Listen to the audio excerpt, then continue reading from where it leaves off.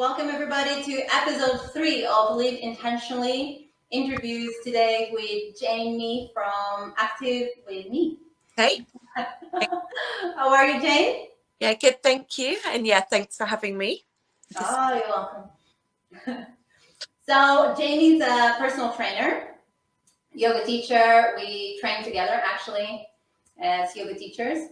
And your passion is to help people through their fitness journey, but to find, how would you describe? So as you're right, through their fitness journey, but it's also more than just fitness. Yeah.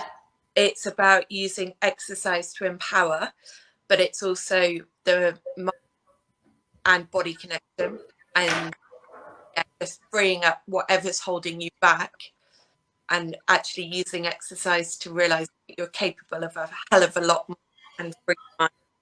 Okay. So through fitness, you use fitness as a tool for people to realize their power and how they can feel more empowered, right? Yeah. Yeah, it's a good way to describe. So, Jane, do you want to tell us a little bit about your story, how you became a coach, how you became inspired to do this work and help people in this way? Yeah. So, so let's go back to more when I was younger in my childhood. Like I always loved sport, and was either playing hockey, netball, and then when I came to be old enough, I was in the gym. And we'll probably touch upon this later, but I was using the gym to beat myself up around my emotional eating, my eating disorder. And then as I grew older and I was able to qualify as a gym instructor, I did whilst I was at uni. And then I went into the corporate world and I hit burnout. So I was still doing PT on the side, but I hit burnout in my corporate world. And I was like, my health is far more important. And that's where it's led me to do the coaching I do today, because I see it in so many other people and clients that I work with, that they're suffering with burnout, they're overwhelmed, they're putting so much pressure on themselves. This stressful world that we live in, and like we were just saying before we jumped on about judgment and how critical, and that all has a part to play. So that's where I want to, or that's where I've reached and why I do what I do. Yeah, absolutely. So when you were a teenager, you mentioned that you were using fitness as a way to cope with your emotions. Yeah. So eating can be with your stress, and like unhappy. Stressed is such a big word, and it's like a huge umbrella where things fall underneath. Yeah. But yes, I was binge eat, and without too much, there were a mixture of factors, but I would binge eat because I was so uncomfortable.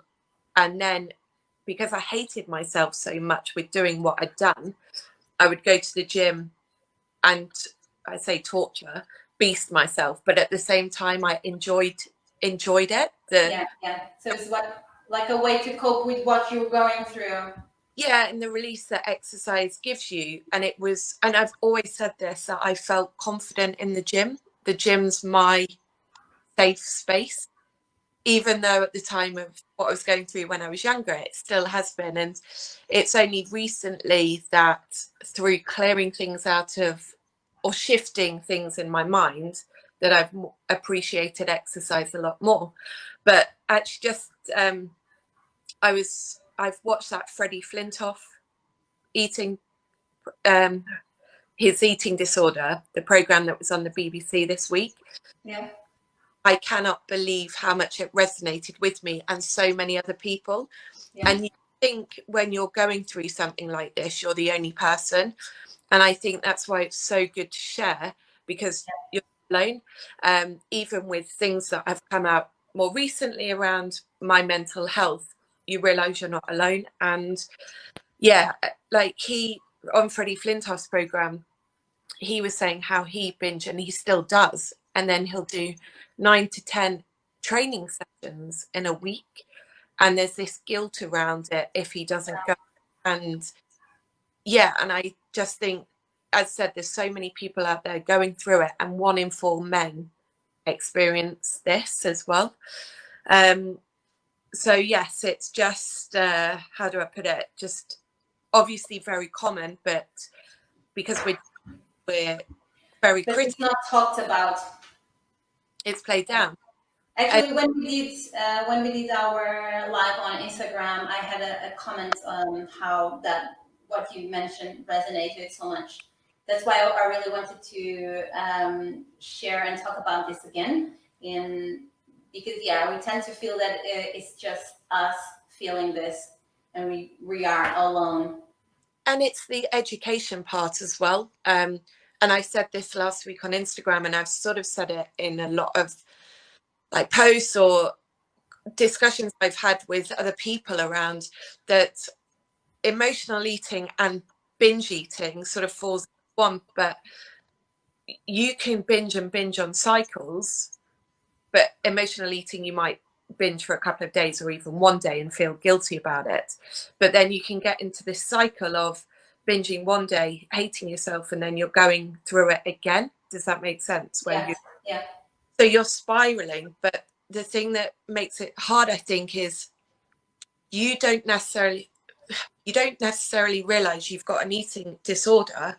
You're just seeing, oh, I can't cope with my emotions. Whereas somebody who doesn't eat and is classed as anorexic, they are seen as having that eating disorder. There's probably more support out there. So that's why I think it's good that more and more people are talking about this issue, and even like sports stars like Freddie Flintoff, to bring it more into the public eye and educate. And he even said he didn't know that bulimia was it's not just making yourself sick, it is that binge eating, then beasting your body and feeling guilty about it. It doesn't necessarily mean sticking your fingers down your throat. So the education part, and I just think it comes into that part, we're so critical and so quick to judge what it means for somebody, that we just don't educate ourselves enough around the topic or mental health as a whole. So just on that, that's what I try and bring into my client sessions, of trying to look at why are they reacting the way they are, that mental health element of being very happy with yourself rather than torturing yourself, because no amount of food you eat is going to make you happy. You've got to be happy in yourself, and that's from up here. Absolutely. So hi, Curiosity Val, who joined us on the live. And for everyone watching on the live, please comment below if you have any questions for Jane, or if you want to share anything around this topic as well. Yeah. So Jane, would you say that there's many people who are not really aware of, maybe they have, maybe they binge eat, or so they might not be able to be at the point where they can realize there's an issue. Yeah. How can, yeah. And I think as well, it's not necessarily they don't realize there's an issue. You don't accept there's an issue. Okay, no, yeah. You've got to ask for help, and help makes it more real. So, I think, just going back to your first point on that around if people know, or how do they know? I don't think you do know. I think it's more you realize something's not right. You're like, this is not healthy.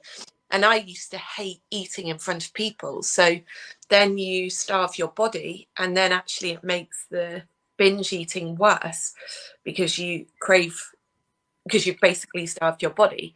Yes. So I think deep down you know that something isn't right. It's just then whether you're to admit it and take the next steps to overcome it. I mean, I've gone through loads of therapy regarding it, and this sounds I think there's always things that are going to trigger it. So if words are said to me or somebody doesn't understand, then they don't comprehend, like binge eating or emotional eating, that can trigger, because I'm like, okay, you don't understand it, and it's something that I've been through personally. And so that could trigger it. So I have to take a step back and think, okay, if it's triggering it, how do I feel if I was to go through to that place again? And actually, you're then, as I say, you're on that spiral, and it's not going to. So I have coping mechanisms to deal with the triggers. Yeah, and it comes also to, like, I've got things that I do, like I truly believe movement is medicine, so I get myself out, or whether it's go for a walk or just step outside, be in the moment, be mindful. And then things like water and planning my meals, and there is that possible element of control, but I think if you aren't in control of certain things, then you'll let it take over, and also you're letting other people's comments take over. So there's that side to it. And as I say, like, so there's always going to be triggers, but identify what people is, if for example it's something somebody said to me, I look at it, take a step back and think, well, is it actually how I'm processing it, rather than this is actually just what they meant. So that tell yourself. So it's bringing more awareness to your thought process and what's going on in your reactions as well. So if we go a little bit deeper, why do we have these issues? Where did they come from? Why did they start? I think I've had the answer that nobody would be in therapy or that usually comes from childhood and stress, and I, like, mine came from mixture of not being comfortable in my body. I think a lot of people think, and even now, like as I'm older, I see it, you think that you have to fit into a certain category, and everybody has an image of what they think somebody, or what we think we should look like. And actually, just going back to what Freddie Flintoff said on his program, he was okay, and it wasn't until the media said he doesn't look like a cricketer, he's too fat to play, that triggered something in his mind. So it comes back to their judgment, and that people are so quick to judge. And I think for me it started when I was very young, so yes, childhood, and I think it could be even worse, which is really scary for children nowadays, because it's, for me, it was probably magazines, it was comparing myself to friends. And now all over social media. And social media, internet access to internet's easier. Like, even like there's kids YouTube, but kids look a certain way on these things they're putting out on YouTube, and I think it's very scary. But I would say it's also that, kids see a lot of things. There's a lot of information out there, but then many times they don't have someone who can sit with them and talk with them and really explore those themes, and maybe explore how we are all different, how we all go through different things. And I think that sometimes what's missing is then giving a context to everything that is going out there, right? Yeah, definitely. And guess, as you said, that being able to talk and express, and I think, as like, I'm not a parent, but I would like to say we all have a responsibility, whether you're a parent or you have niece nephews, or even as you have that responsibility to say, look, regardless of what color you are, what you look like, religion, you appreciate who you are, and everybody else should appreciate who you are for your character and what you bring, what you do, not based on what you look like. And I think it's about drumming that in rather than comparing. Yeah, because even because children get this from somewhere, right? Even as parents and uncles, we compare, we maybe in front of the kids, we judge ourselves, we talk about our body in a not so positive way, about our weight and how we look. So kids pick this up. I'm laughing just because I'm guilty of that. Because if I'm talking to my sister and just say, oh, what do you think of this, or think something about my body, and my niece is very, like, she picks up on everything, and my sister has to say, because that's the thing, and you have to be aware of who's around, especially when they're so young, because they pick up on things. Yes. Yeah, and but then it's like, well, should you sort of cut them off from the real world? But I guess it's how you communicate and say to them when they're younger, this is how it is, and actually believe in yourself. And yeah, like, just sort of sticking on that point, BMI comes into conversations quite a lot, especially with doctors. And they say, oh, your BMI means you're a little bit overweight, and it's a bit like, and this is, I know friends who are pure muscle and they've been told they're overweight because their BMI, and it's like, Yeah. do you know what they can do and how their body is functioning? Shouldn't matter what you weigh, what your scales say, or size, or like just what, like, go on what that person is able to do. Like, I know a lot of people who struggle to walk up the stairs, but you could say, well, they're a size 10, look great from a stereotypical image. But yeah, I think fitness has a whole lot more part to play than just what you physically look like. So how do you go through your journey with your clients? So you mentioned that many clients come from maybe corporate and they're living a lot of stress. Yeah, So yeah. how do you take them on that journey of empowerment through fitness? So always look at what their goals are. And you might find this in your world too, is that people, I find when clients come to me, they're like, oh, I want to lose weight, I want to feel better about myself. And that's all very well, but there's a deeper why. So I try into the why. Okay, why do you want to lose weight? Will it make you feel better, or will it not? What are you trying to achieve? And more than likely, it's because they want to feel better in their clothes, or feel more fit in with, or better with their relationship. But there's got to be that why deep down. Why? And what has held you back in the past, or what is it now that's holding you back with the stress? And it could be that they're giving too much to the work. There's the work-life balance doesn't exist. Yeah.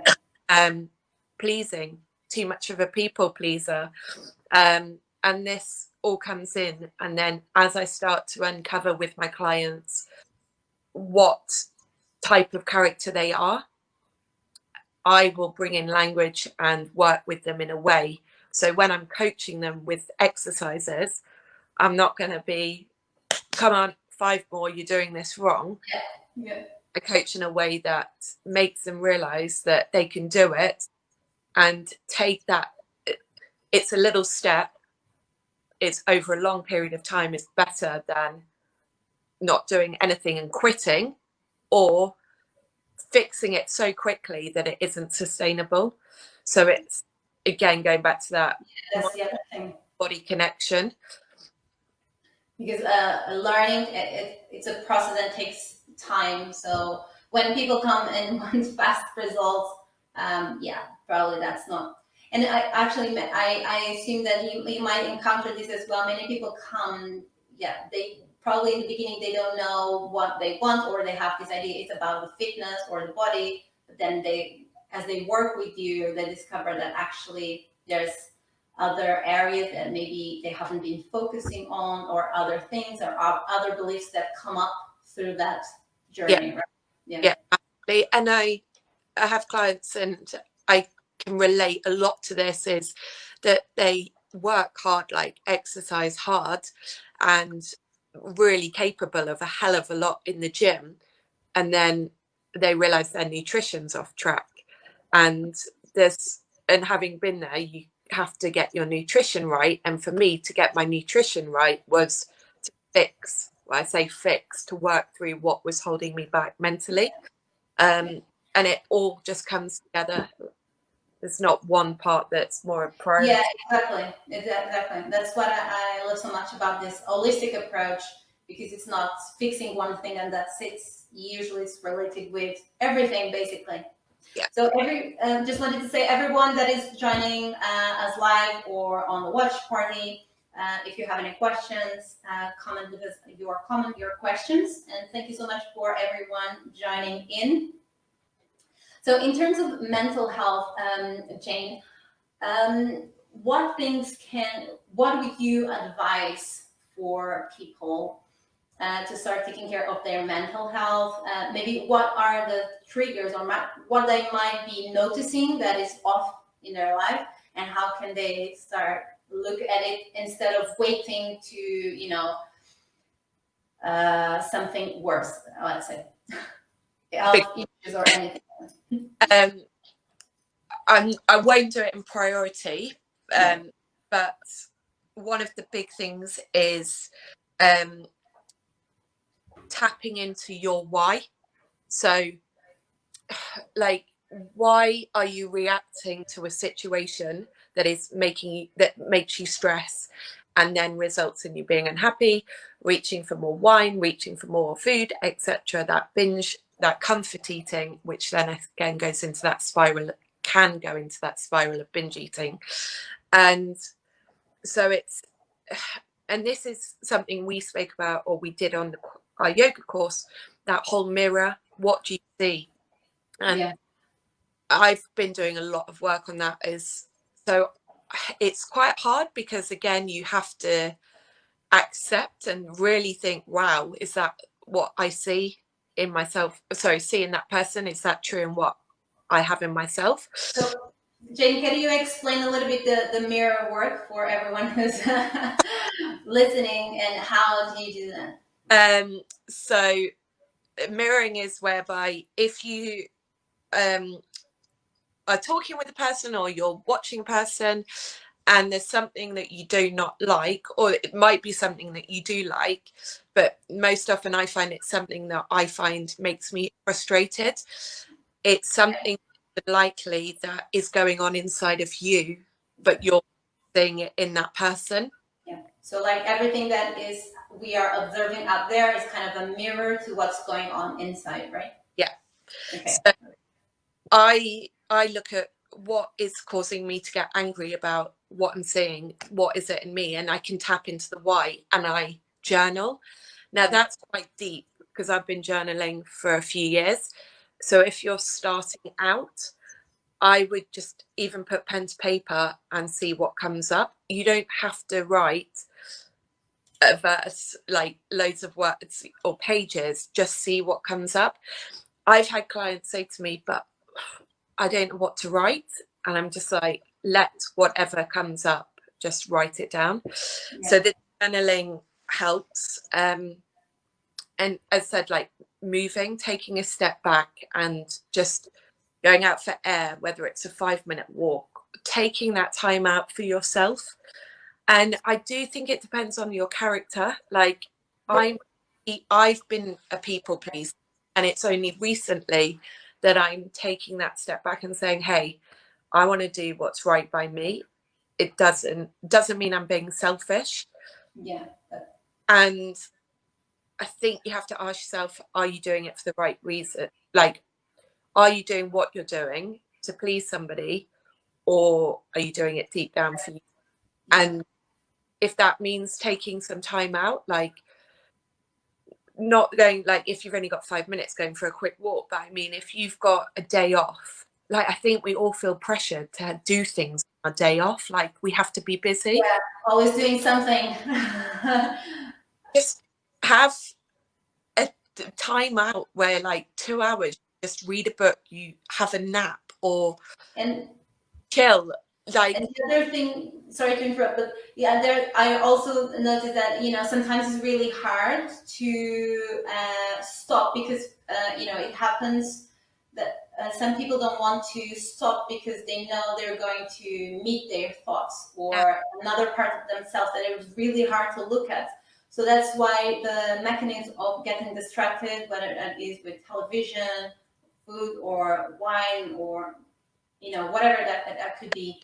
It could also be a distraction as well. Work as it, right? massively, and you're so right.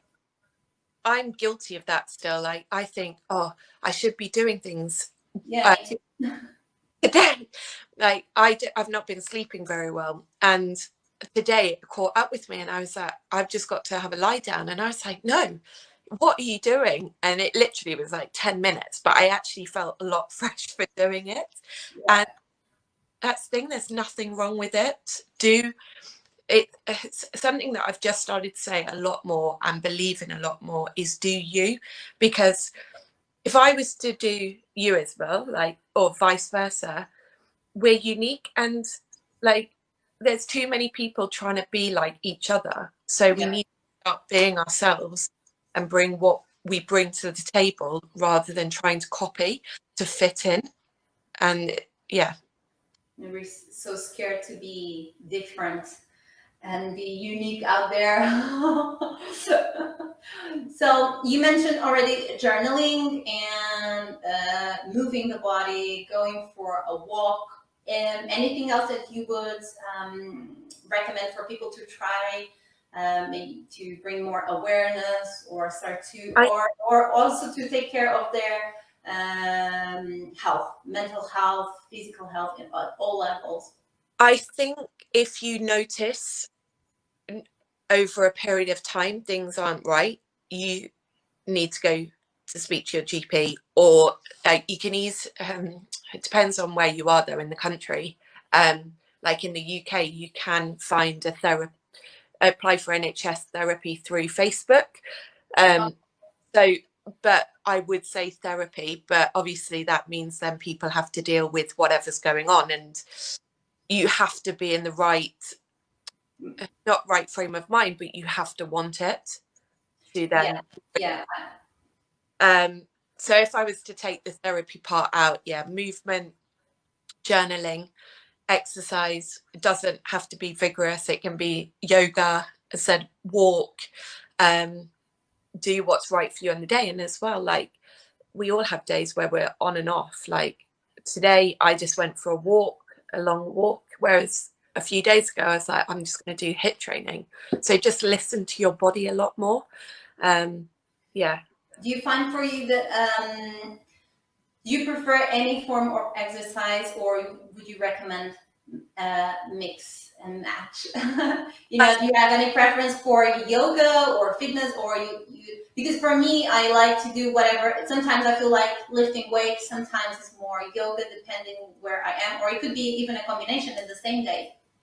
Preference is I love lifting and more conditioning work, but my body can't sustain that 7 days a week. So yeah, you have to mix it up. So exactly, like I did my walk, and then I've done some stretching today later on. It's about listening to your body. Don't feel pressured to be like, oh my gosh, I need to do XY today, then AB tomorrow. Like as long as you're moving and you are feeling good about yourself, Yeah. nobody will be able to bring you down. Do you find that yoga or any other mindfulness practices in particular help with mental health? Help with bringing more awareness, maybe to our thoughts, the comparison, the judgment? Do you find that? Yeah, yoga, definitely. It slows you down. More so probably the breathing, Yeah. especially start. Um, yeah, so I won't say, but you know, nostril breathing. Yeah. I Yeah. panicked my breath is at the start until I do that, and because I think, oh, I'm feeling quite calm, and then when I start that, it makes me realize. So the breathing aspect, but yoga, yeah. I think for me it's the yoga because I'm moving as well, and I can process whatever's happening that way, and then meditation. Whereas if I just go straight into something, I'm more into the meditation. I'm more wired. Yeah. So, by the way, for everyone watching or watching on replay, we were talking about the alternate nostril breathing, pranayama. Maybe if you do yoga, maybe you do in a class, or you can do at home, and it's very good for calming the mind, for anxiety. If you suffer from anxiety, stress, it's a very good pranayama to do. So everyone watching, thank you so much. If you have any final questions for Jane, please write on the comments. And you can find Jane on Facebook and Instagram, right? Yeah, Instagram, I'm at Active With Me, and I have a page on Facebook as well, Active With Me. Yeah. Jane, anything that we haven't talked about that you would like to share? Maybe that I didn't ask you. I'll just re-emphasize that be you. And as hard as it is, yeah, just value yourself. And yeah, just we're always going to have people criticize, we're always going to have people comment, judge, etc. But you've got to just value you, and as hard as it is, push through.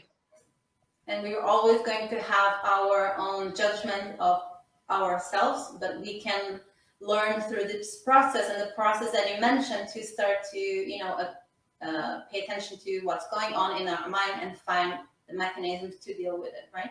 And be compassionate. Compassionate also. Compassion to you and everybody else around you. Yes. Beautifully said. Well done. Okay.